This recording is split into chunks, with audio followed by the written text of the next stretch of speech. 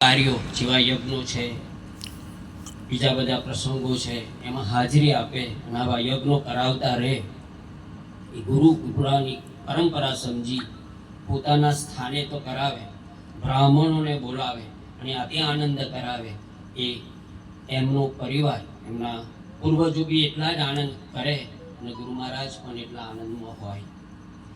પૂર્વજો એટલા માટે આનંદમાં હોય કે એમને જે લીટી દોરી છે, લીટી આ લોકો એ લીટીએ ચાલે છે, એનો એ લોકોના આનંદ છે ને આશીર્વાદ ત્યાં જ છે ને એમના આશીર્વાદથી જ આવા યજ્ઞો શરૂઆત થાય.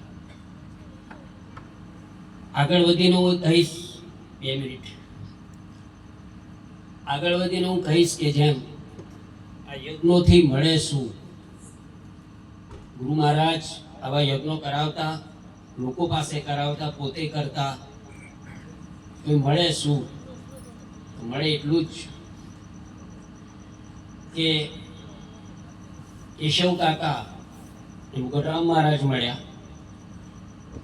કનૈયા કાકા અને ગિરિજાશંકર મહારાજ મળ્યા, અને ત્યાર પછીનો પરિવાર, ગુરુ મહારાજના પરિવાર સાથે જે કનેક્શન છે એ એમને અનુભૂતિ એવી પૂછી આપણે કે તમે ગુરુ મહારાજના ચરણો જે સ્યા છે એમાંથી તમે શું અનુભવ્યું? તો એમને જે અનુભવ્યું છે એ કહું. પહેલું તો મહેશભાઈનો આ શબ્દ છે કે લાયકાત કરતા વધારે ભગવાને અમારી પર કૃપા કરી છે. બીજું, જ્યારે બીજો એમનો નેક્સ્ટ જનરેશન જે થઈ રહ્યું છે એમાં ઉત્તરોત્તર પ્રગતિ થઈ રહી છે. એ પ્રગતિ જોઈ આપણે જાય કે ગઈ વખત તો આવું નહોતું, આ વખતે આવું છે, બરાબર? એટલે એમાં એ પ્રગતિ છે, પરંતુ મૂળ મુદ્દો એ છે કે શ્રદ્ધા અને વિશ્વાસ એટલો વધતો જાય છે, ગુરુ મહારાજની નજીક જતા જાય છે.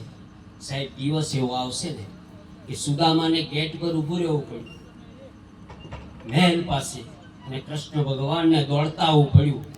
દિવસ એવો આવશે આપણે બેઠા હશે અને ગુરુ મહારાજ આપણી પાસે હાજર હશે. હું એવી પ્રાર્થના કરું કે એવી પ્રતિદિવ ભગવાન તું અમારી પાસે એવું કરાવ.